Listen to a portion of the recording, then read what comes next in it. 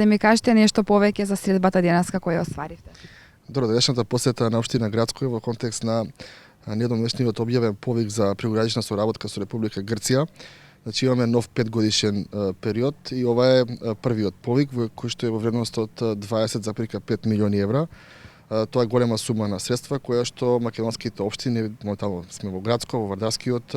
плански регион, имаат можност да искористат доколку најдат советни партнери во Република Грција. Инаку имаме 4 тематски приоритети на оваа прекогранична соработка, а тоа се вработувањето, мобилноста, понатаму инклузија на социјални случаи и други ранливи групи во институциите на системот, не само државните, туку и во приватниот сектор, понатаму културата и културното наследство како предуслов за добар туризам,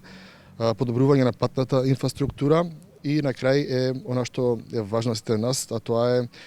климатските промени и заштитата на животната средина. Право на учество имаат сите невладини организации, тука пред се мислам на единиците на локалната самоуправа, општините, средни училишта, основни училишта, детски градинки, музеи на културата и така натаму, така да тука се невладините организации, бизнис коморите.